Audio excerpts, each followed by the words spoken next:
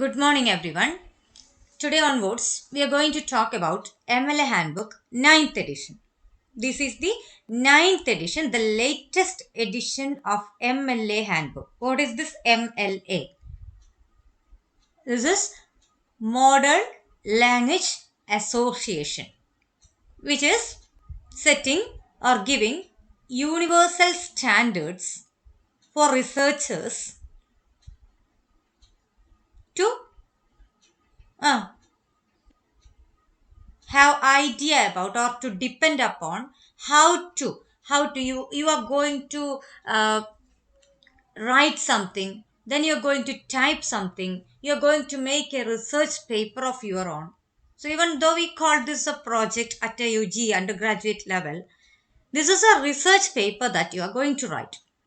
So people are doing their post graduation, scholars are doing their research PhD, everything is there. So that kind of research works are happening throughout the world. So research works are happening all across the world, and we need something called we need a reference text that will get you or get us idea how to make everything consistent and properly arranged. So here we move to MLA handbook, the latest edition, depending upon which according to our syllabus we have to depend upon the latest edition. We have to refer the latest edition itself for doing our research works. So the instructions given in such a text, it's necessary that we follow the latest rules. And here you can see, though it is a PDF file, you can see the number of pages of the text given here to be 459. So this is a text with the 459 pages, and this is the first page, and this is the cover page actually. We will move to the content page now. So here you can see here it's the Modern Language Association of America, New York 2021. It's the latest edition. Okay. Now, so this is the way this copyright pages look like. I told you to take some, have given you some task regarding that. Now to the content page. Now to the content page. It's not content, but it's content. Please see the pronunciation. It's contents. Okay. Yes. So you first of all you have to see when you get this text. So when you get this text, this is first of all you have to know one thing. This is very easy to be navigated, especially when it is in e-format, electronic format. It's very easy for you to navigate from topics to topics. That is, at one click you can see if you and first of all just have a look at the topics given. This is one to major headings you please have a look at. This first one is formatting your research project, then mechanics of prose 2. Third one is principles of inclusive language. Fourth one, documenting sources and overview. Fifth one, the list of works cited. And the sixth one is going to be citing sources in the text. Then notes. So 7 are major headings under which we have a lot of subheadings. This is how our MLA handbook is arranged this time. We have a numerous subheadings, subtitles for MLA handbook 9th edition. So you please, first thing I would like to mention is, don't worry about the number of pages. Don't worry about the bulk text, because this is just a reference text and you are not going to study anything for by heart or anything for writing an examination. Think about a dictionary. Think about our dictionary. Oxford English Dictionary is one of the authentic types of it, authentic dictionaries available, one of the authentic one. And again, There you don't go and learn the names or learn the meanings or any other details of all the words given in it. How do you use a dictionary? That is a reference text. That is one. That is a reference. It falls under the category of reference. Even if you go to a well-arranged library, there you can see references as reference text as given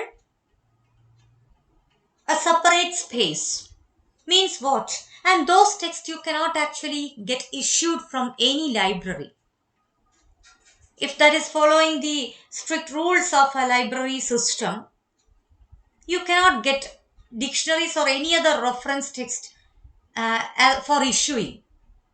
The way, unlike the way you have provision for taking novels, poetry collections, or any other study text guides like text. Everything you can take, you get issued in your own names, and you can bring it to home. You can read and get back after reading. But if it is a proper library system, this reference text cannot be issued. Normally, it is like that because that is to be the for reference of anyone, everyone at any time. It should be available for all the people at any moment. A dictionary should be there in the library. So it cannot be given for personal access in that way. You cannot keep it away from the library. If I want to check out the meaning of a term, I have to go and do it. Then you have to get it back. Immediately you have to submit it back. Submit it there. Unlike the way I go and take a favorite text of a favorite novel of mine, I take it for reading, get it issued in my name, then bring home, then read and get back. That is one provision. But here, why I tell this much is, don't worry about the number of pages. The same way, you go and check out the dictionary for the meanings that you need, for the details of a term that you need. When it is necessary, or even for the sake of learning new terms, you can access a dictionary. You can make use of a dictionary. But you'd never go for reading it completely, like unlike the way you read a prescribed text or even a novel for fun reading. You don't do it. You don't usually do it. Right. Yes. So, this way. So in the same way, MLA handbook, though this is with a lot of contents, here you have a lot of topics listed out. Even main headings I read out, but under each main heading you have subheadings like numerous list. It's a very huge, vast list. But once you go into this, the detailed uh, reading, if you go, you can understand. This is just about almost all the first main topics are something familiar to us. But as a reference text, now MLA handbook gives everything in minute detail. That is the difference. Actually, the previous edition, this is the ninth edition I told you. The eighth edition was it's just some 190 plus pages only. But now with the new edition, you can see here it is 459. Doesn't mean that a lot of rules for writing have changed. Nothing as such. But this is about making the text more details are given to you. Each and every detail, whatever areas may struck a research writer with a doubt, they have anticipated it and made this edition in this way. അതാണ് ഇവിടെ ചെയ്യുന്നത്. പഴയതിലെന്ന് പറഞ്ഞാൽ formatting your research paper must be just it runs to some 10 pages. But not actually these contents are not listed in this way. Now it's very easy. I will tell you how to navigate this text when you get it in an electronic form. Just see if you want to formatting your research project. You want to know how to do do with the title. Just click here. You are immediately taken to that area. See, title. Not about going in this way. It's not about scrolling all these pages and going in that way. Is a hyperlinked. The subtitles titles are hyperlinked to their own content session. So margins, you are immediately directed to margin and see the first one page margin. There no nothing else is given. That's why there we have all these numbers and all this bulk number of pages. And immediately you just go to content page again. Yes, you are taken back to content page. And now let me talk about the contents, formatting your research project. I told you to list out the primary source and your own research questions. Those instructions have been given. I sent you a Google form for that, but I got only very few responses. So a common form for all the students in your class. And what now we want is, you have to do it at the earliest, but this part you just see, formatting your research project. That comes as the last part. Only after you are writing a research paper, you have to talk about it. And I told you, even this can be done very easily. See, margins, text formatting, title, how to give title, running heads and page numbers, how to give page number to your numbers to your file, internal headings and subheadings, placement of list of works cited, where to place it and how to place it, how to format. All these are something called related with your technical side. That means only after you are starting doing something on this, or starting writing something, typing something, you have to go for reading this session. Anyhow, I have done sessions on this for your reference. You can go back, you can go or read it your own. But just see the kind of titles or topics discussed under the main heading, formatting your research project. That is ultimately about the arrangement of your content in an electronic file, e-file. Means mainly for use MS Word. Microsoft Word itself is to be used for doing all this, or the typing for the typing you have to use MS Word itself. Okay, now then paper and printing, proofreading and spell checkers, binding a printed paper, electronic submissions. These are the titles. These are the headings that come under formatting your research project. We will have to wait until at least all of you start typing something on that, on your on your topics. Let it be there. We will come back to that. So we'll teach you the whole text, and then only we will tell you to make the last submission. But before that, second one is mechanics of prose. Mechanics of prose. Good morning, sir. Sir, good morning. Okay, so mechanics of prose. Second one is mechanics of prose. For going to mechanics of prose, this is very important. Mechanics of prose is comparatively very important. That is, you just see the contents given here. One is spelling. Very important actually, but we know all this. Still, this is their task. This is something very important, that in such a reference text, you get the idea about spellings. How to, so we may see why are they giving some topics like spelling, dictionaries, plurals, punctuation, commas. All these are basic punctuation marks and some ideas we already have. But already you might have noticed it down. Writing a research paper is something that is entirely different from our normal writing style. Like when you are writing something for the examination, when you may be writing some literary works. Some you may be composing some poems. You may be writing short stories. Even you may be writing essays.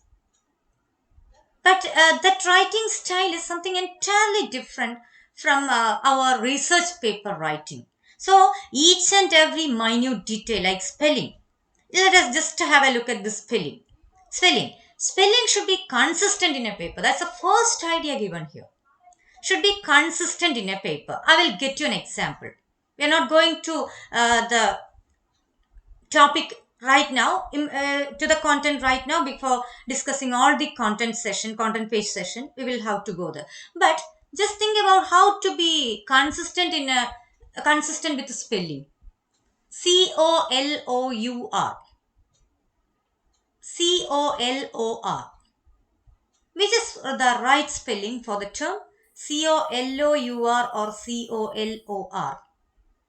Tell me. Tell me. Which is the right spelling? Which is the correct spelling of the term? Hmm? Tell me. COLOUR or COLOR?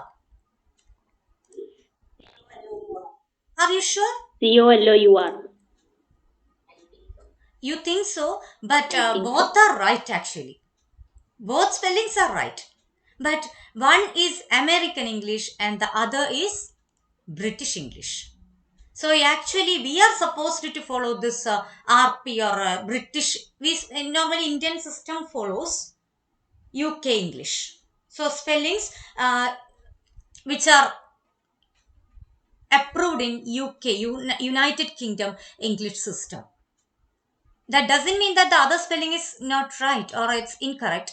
But if you use COLOUR in your research writing, use it throughout.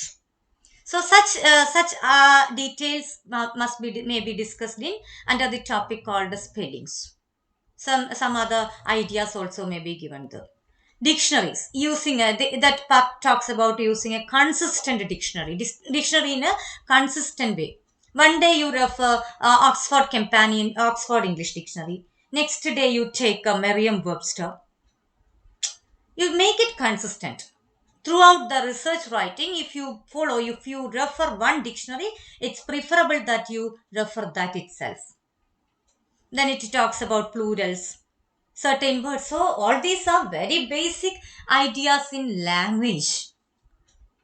But why does this text refer or mention this in detail is every researcher should get minute basic ideas or help during the process of writing if they have some doubts. So this is why this text is somewhere lengthy with a lot of pages, because each and every minute detail, even though you don't have an immediate help on the part of some other guides or faculty members, you can do it your own with this. For the process of during the process of your writing and typing, you can go back to, even when you have an idea, when you have some doubt about some of the punctuation marks, you can immediately go and refer this part, this session.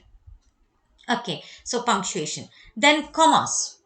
So we will deal with all these in detail, commas, and how to even under the title comma, you have when a comma is necessary, then when it is not necessary, when a comma is incorrect. Certain places you cannot put comma as per your preference in everywhere, every part of your writing. Every time, unlikely if you put comma, it will add an awkwardness to your writing. So all these especially punctuation marks, if they are left out where it is necessary, the impact of such an error is almost equivalent to the kind of awkwardness that can be caused when you put when you use something, some of the punctuation marks where it is not necessary as well. There are places, there are spots in writings where a punctuation mark is very necessary. You cannot use a comma instead of a full stop. You cannot use a semicolon instead of a comma. You cannot use a colon instead of a semicolon. All these are listed. Comma. After that you have semicolons, colons. Okay, comma and full stop. We are comfortable with. Normally we use it every time. But with the semicolons, colons, dashes, and parentheses, we may have doubts. We are likely to have doubts when to put a dash. Is it fine to put a semicolon here? Will it be incorrect to put a colon here? So for that reference, we need all these sessions as our reference. Dashes, then hyphen. We know hyphens are there. We know dashes can be used in writing, but when to use it? When to hyphenate? Then, when to hyphenate compound adjectives before a noun. Every student is not supposed to read it as a reading material. You come across some adverbs. You come across some number noun combinations. Number noun combinations. What is that? Just let us look at that. Number noun combinations. 13th century architecture. Number noun combinations. 13th century. Number noun. Century is a noun. 13th is a number. And how to hyphenate it? It's good that, number noun combinations. You can hyphenate before this. So this is the way. Only when it is needed. Then when in your writing, imagine that such a combination comes. You are writing about 16th century literature. But at least you can look at this the combination and you can see this is a number noun combination. You can whether it is architecture or literature, that is the, but 13th century instead of that, if it is 12th century, 15th century, 16th century, you can identify that to be a number noun combination. And only when it is there, if it is needed, then you have to come to this part and you can refer them. Otherwise also this is very good as a reference text, because you can easily come get the lessons on writings. In normal writing also you can make use of these rules, because these are common rules. Then you have hyphens. After you have even clarity in a hyphen. All those topics are very deeply mentioned here. With that much depth you get all the points. That is why this text is very lengthy.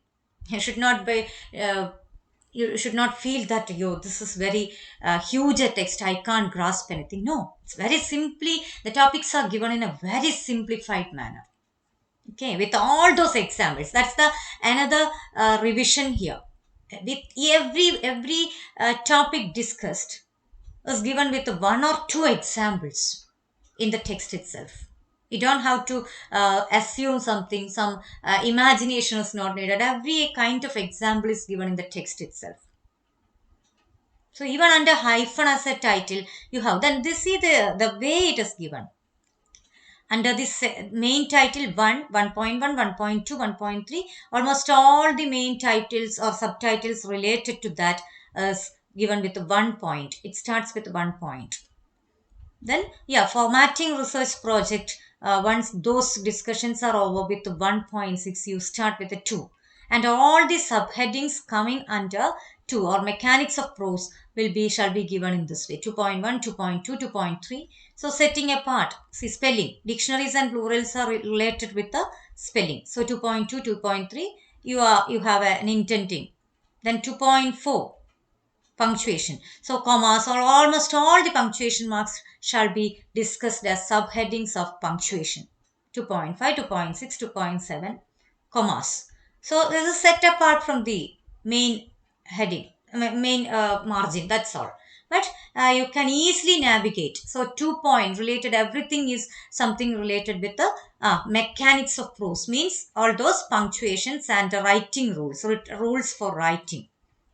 Semicolons, colons, dashes, and parentheses. So when you have to use a semicolon, then only you have to go and see what is given as a rule there. Somewhere semicolons are not supposed to be used. Somewhere colons are not supposed to be used, or somewhere colons are necessary. So you have to go and see there. Yeah, and again we have quotation marks, all those coming under the category of mechanics of prose. Period, slashes. We very casually only we use slashes. It's not a very common punctuation mark, especially in research writings and all.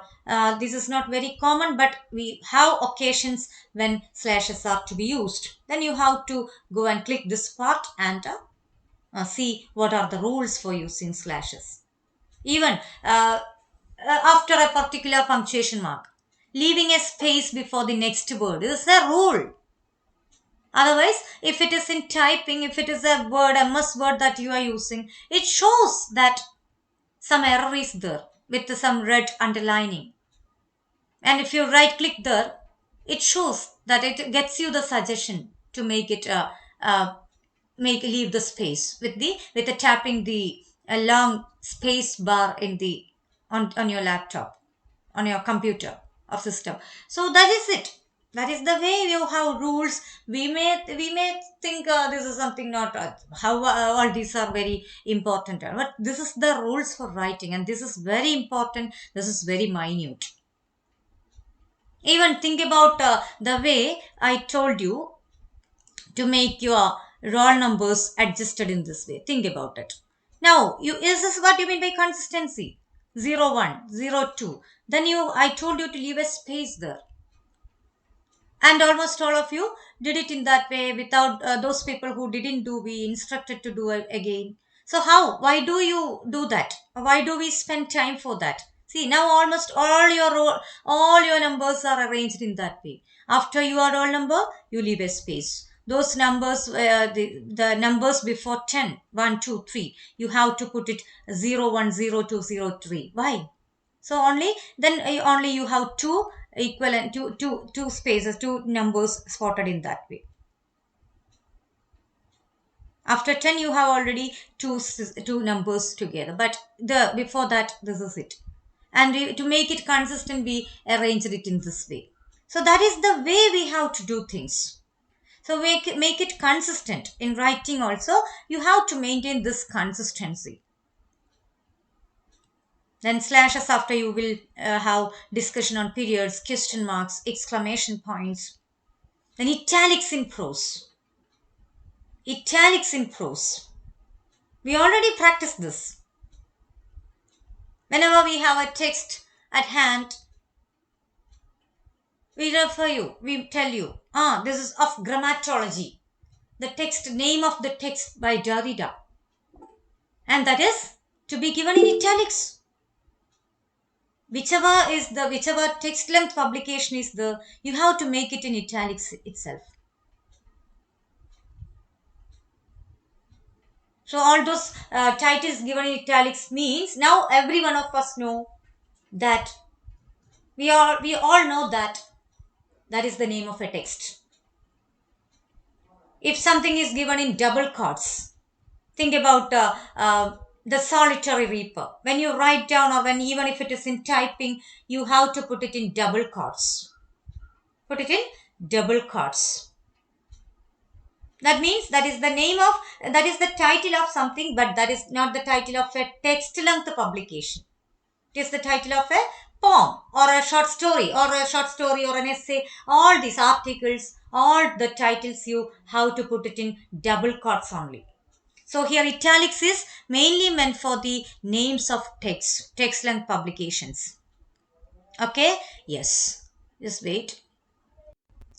Then italics in prose, like words and phrases referred to as words, letters referred to as letters, all these are we will discuss in detail. Foreign words in an English language text.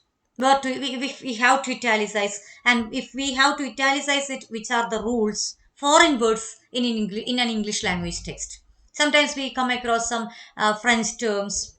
Certain titles are taken as such without translating it into English. So these are there. Okay. Then we come across the capitalization of terms. Very important. Capitalization rules. We know how to make it. Sometimes we say. Let us take an example. Okay. Yes, take the text itself, or take this particular title itself, Capitalization Rule. The Modern Language Association of America, New York, 2021. Take this particular combination. T is capitalized, M is capitalized, L is capitalized, A is capitalized, but O is not capitalized. See, though it is given as a separate term, it's not capitalized. America again is A is capitalized, and New York N capitalized, Y capitalized. So this is the capitalization rule. Means what? Every initial letter of the word, first word, we have to capitalize. Then all the content words. I don't have to I don't have to teach you what do you mean by a content word again. Open class words, content words.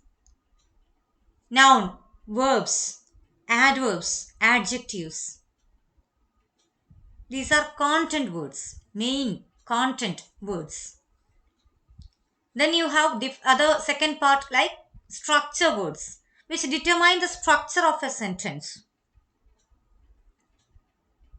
The book is on the table. You just remove on the everything. So those are the words that determine the structure. Book is on the table. You remove on the those terms, then book is table. That is not complete. The sentence becomes wrong. You need the structure words, but they are not supposed to be given in plural. In they are not supposed to be capitalized when they occur in between, inside a particular combination of in a title. You are not supposed to capitalize such terms. Even that rules we have to see as the capitalization rule itself. Then only we become more proficient in that. So capitalization has its own rules. But here, certain capitalization of terms in English. That's what we have to focus mainly upon. But then they get you certain ideas about French, German, Italian, Spanish, and Latin. We don't need it usually well, but at times when we have some external references, extra readings for your project report writing, we always talk about secondary resources. So sometimes you come across certain German terms, Italian terms, Spanish terms, Latin terms. Sometimes the capitalization rules are different from that of English, from German to Italian to Spanish to Latin. All those languages take different rules, not just with the capitalization, but with many areas they differ. In script writing and all, they have their own. Each language has its own rules. So I will tell you an example. When you write English, E is capitalized. When you write Malayalam, Malaya, Malayalam, then also you capitalize M. Hindi, you capitalize H. F, German, Italian, everywhere. Even though it is not given as a title, you capitalize the first term as it is the name of a language. So name, nouns are, we usually in English, we capitalize those nouns. But I will refer one language as take for example Spanish. In Spanish, English is written like Ingles, Ingles, Ingles. But I is not capitalized, though it is the name of a language. The Spanish term for Spanish is not Spanish. It's Espanol. ESP, Espanol. E is not capitalized. Espanol.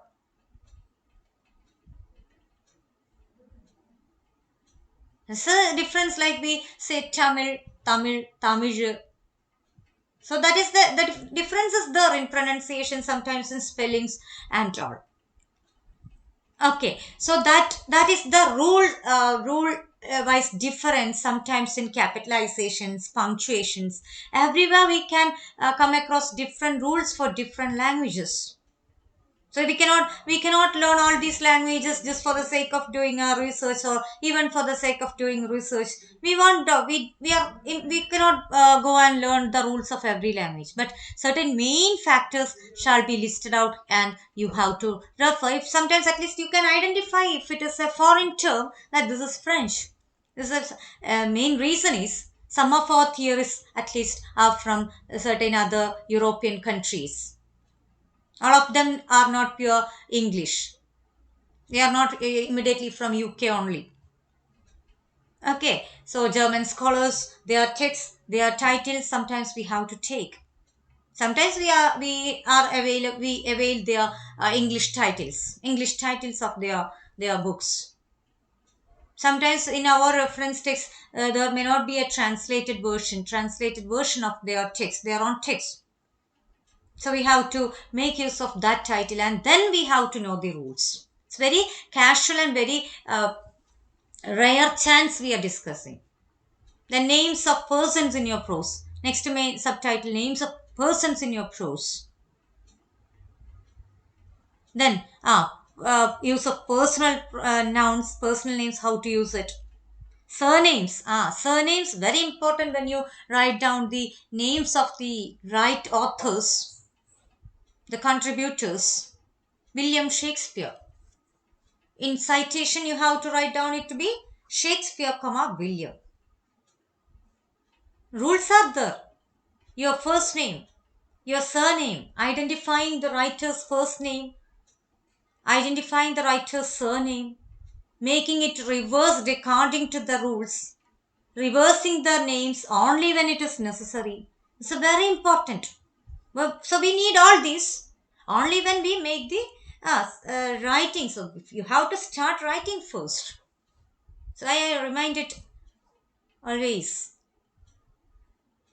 It's high time that you submit your research topics. Now, first is, and then surnames used alone in English, French, German, Italian, Spanish, Latin, Asian languages, postmodern names, some pseudonyms, some names like pen names. Details are given, and if we need that, when we come across an Italian title or surname, then only you have to go and check out this. It's good that you read it completely well. I have read it. I am reading the whole text completely. I have reached up to some 5 point area, 5.28. That's where I stopped yesterday. Yes, but we'll complete it before teaching the whole. But I tell you, people, in between you are reading for research writing, you may not be able to. That's why we get you it in lesson form, like we get the classes for this. Now, so transliterated names, what is that? We will go for that. Titles with personal names, suffixes with the personal names, given names and personal initials. So every name is different from person to person. Even when you take the names of students in your class, how different. Some are with a name and an initial only. Some are with the name of a name, your own name, then with your parents' name. Some are with your name and your family name. Some are with the names, family name, then an initial. Very long names are there. So your name system, names are different. It's an individual choice. The same way, authors also have different types of names. And we have to know the rules of making those words, those names arranged according to the consistent rules given in MLA handbook. Okay, yes. So these details are to be discussed in detail, to be dealt in detail, because we need all this. Like names, arranging names is very important. Names of fictional characters. So not just with the writers, we need fictional characters and all. Names of organizations and groups. Sometimes the publishers' names are maybe that of some organizations like United Nations. maybe the publish directly, they raise fund for, they get allowed fund, and some publications are directly from their part. So we have to get that organizational or group names, names of literary periods and cultural movements. How to get that? Should we capitalize the names? Those ideas shall be given. So when you have doubt, you some reference for some literary periods come in your writing. You have a cultural movement. You have to type down, and you are doubtful whether to capitalize it or not. You immediately go and see this part. Let us just have a look at this. See this? Frankfurt School. S is not capitalized. Very important to note down. New criticism. N capital, C capital. Some movements by convention. The words, schools, and movement in such names are not capitalized. Very important to be noted down. It's very important that you note down. See? Got it. So that is the way. Harlem Renaissance. H capital. R capital. Modernism. M is not capitalized. Romanticism. At the same time, romanticism is R is capitalized. New German cinema. Each term is initial letter is capitalized. See there. So these are the rules. Unless and until we have this reference, we sometimes at least we become confused. Negritude movement. M is not capitalized.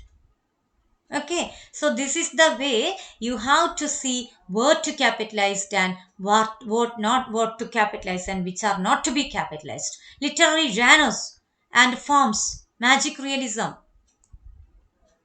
M is not capitalized, R is not capitalized. So these are terms that we use, but in a prose inside your writing, you are not supposed to capitalize this in between. If it is given as a title, okay, you can opt for that. But even inside your writing, when romanticism or new criticism or these terms come, you have to capitalize the initial letters. Okay, yes. Now, going back to the content page. Yes. Use of numerals or words. Numerals. Sometimes we have to give the year of publication. That is not that may not cause us much confusion. But sometimes we are with the date, month, year. Such formats are there, and sometimes we are confused. Just have a look at that. Percentages or some large numbers, plural forms. In titles, when numbers occur, just see use of numerals or words. Let us go to that. 1, 2/3, 136.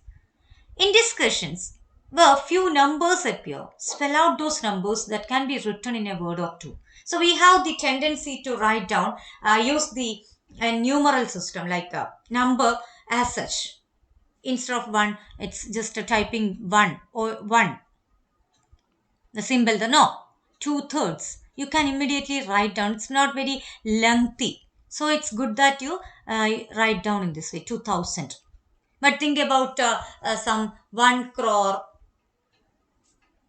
then some a few lakhs, and if it runs to that much length, you can think about making it in numeral format, number format itself.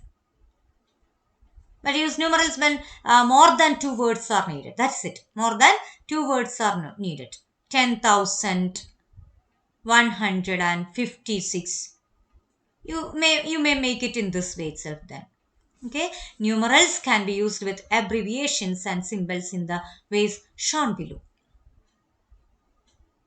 So sometimes we have to get, you are directed even inside the text, you are directed to some other pages. So this is the way this text is arranged. in fractions, in decimal fractions. So all these are very important and very rarely only we come across, because in literature writing, literature based research writings, we are not usually, or we do not often come across such number of writings and all.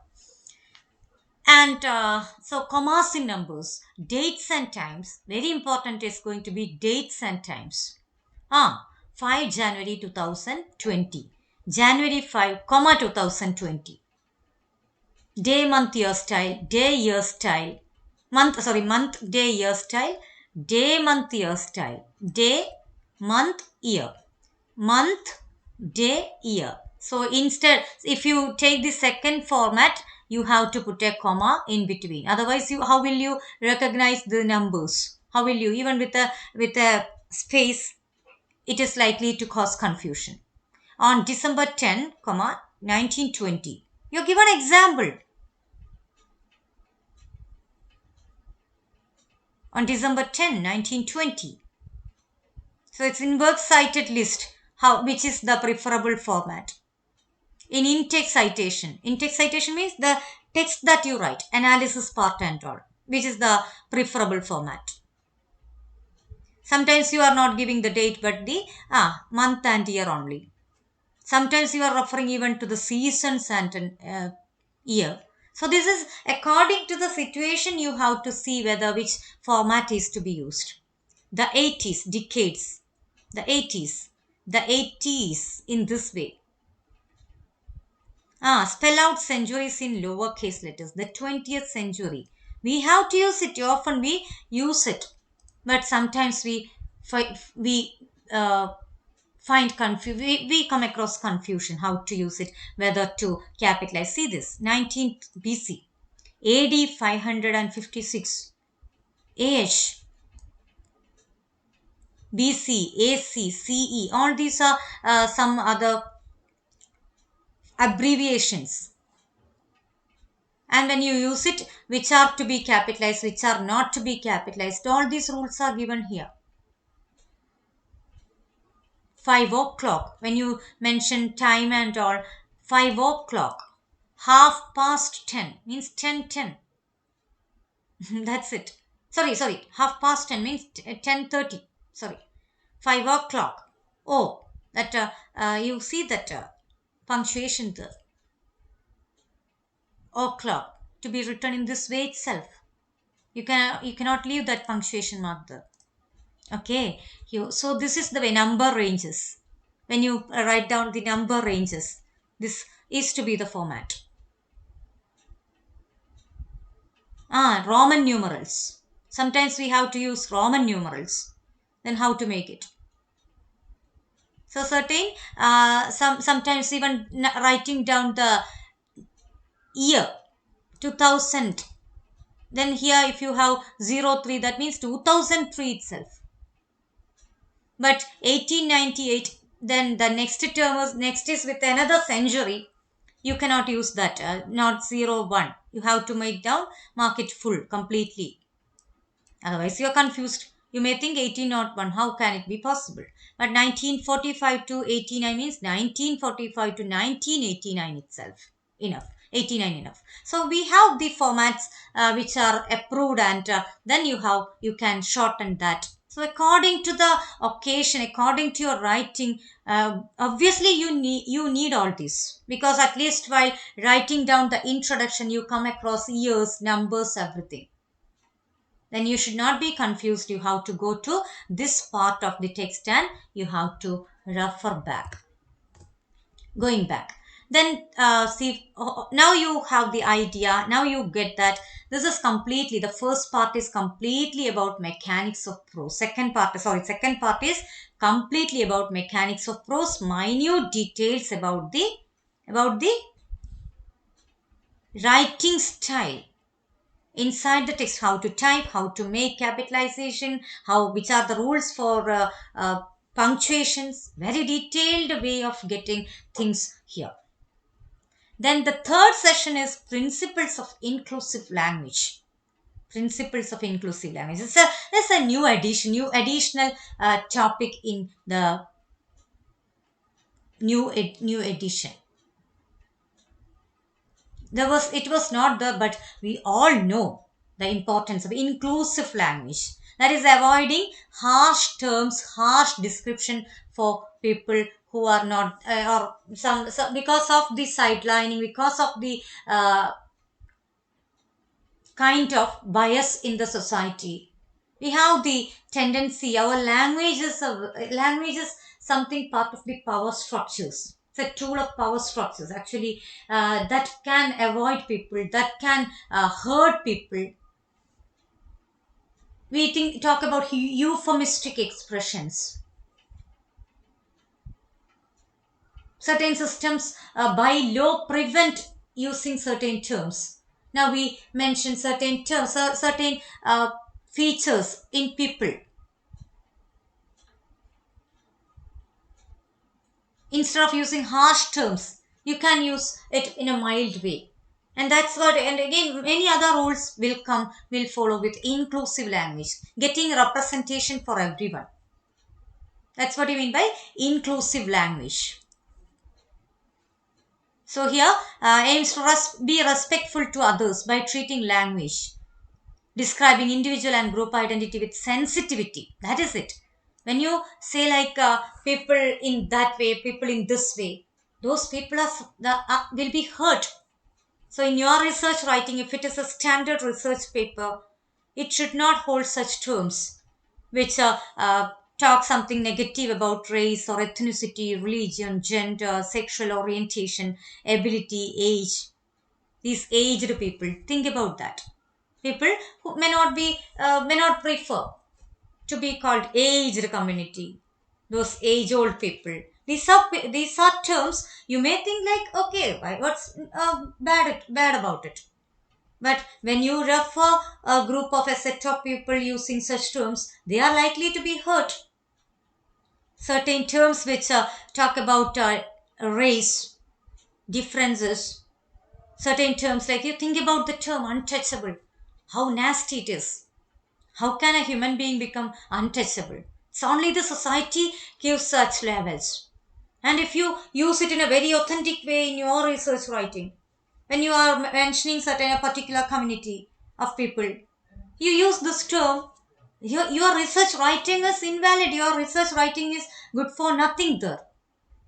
Because you are not getting inclusion for a set of human beings, for certain differences they hold. Differences they hold. You mentioned persons with their color and all, skin color. Think about why Joseph Conrad's Heart of Darkness, Achibik had been compelled to write an essay, an image of Africa. Why this writer is criticized for his own racial prejudices are criticized there. And our research writing should not fall prey to such language prejudices. Language is very dangerous at the same time. It's very useful, at the same time, it's very dangerous. Especially in a system, especially in a society that excludes people. The rules, the regulations, the system is trying to exclude people. Exclude and is trying to confer all privileges upon certain sectors of the society. So it's not our task to add. Our research paper should not be something that adds to that. Okay, so we have to see the rules of inclusive language as well, how to make our language more human concerned for human beings and all. Even avoiding poetess. Poetess. Why should you mention the gender? So specific gender specific terms. Why do you say female conductor? Conductor enough. It is as if a female becoming conductor is something very abnormal. It's something very heroic. Even giving too much of importance is it will not serve the purpose. Everyone can do all these tasks. Every profession can be taken by women as well, women as well. So why are you specifically mentioning that? It's not needed. So think about certain terms like African American congresswoman, transgender actor. It's very problematic. It's very problematic. Why do you mention that? Actor, enough. Actress, enough. Why do you mention that gender there? You should not. That's why how put it in red color. So this all these broad terms and all we have to make it in this way. We will mention all this. We will deal with this in detail before you are starting writing. In the next session, we will resume our discussion on this part in this area, and then we will go to.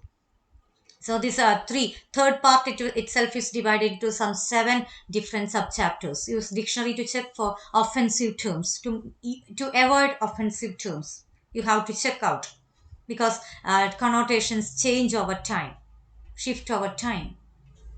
Okay, so that's all with the MLA handbook, the content page discussion. This is the first session, and we will how to discuss the next sessions like documenting sources and overview for the main heading. Then under that we have a lot of discussion coming. Then list of works cited. It's very important. Now, actually, these are going to be the first topics that I'm going to deal in detail, and then only we will go back to formatting research papers and all. Then after that, then we have in text citations. It's an urgent thing. So citing sources in the text. How to when you take an external quotation, external paragraph, a paragraph from the secondary resource. How to set it in your text as a citation. What to include, how to paraphrase. Sometimes you have to take direct quotation marks, direct quote. Sometimes you have to take just idea. So there are rules for that. All this will show you the rules for this, and we will discuss that in detail for sure. Quoting, paraphrasing resources, everything is under the same heading called in-text citation. Paraphrasing, quotation marks, how to indent quotation. Okay, integrating quotations into your prose. Short quotations, long quotations. Dialogues from drama, prose, poetry. Some of you may be attracted towards a particular line in a poem or a stanza, a whole stanza. How to take that? How to make use of that as a quote? We have to refer. We have to see. And then all these have to be discussed, and then you can easily go to your research paper writing. Then that last part is about notes. And then again, we have abbreviations, some commonly used abbreviations. A list shall be there in the text. Then we have a very beautiful list of works cited entry, different types. Certain text by one author, two authors, editors, translators. This list also shall be given there. So, thank you so much for listening. For the time being, we stop now. Thank you.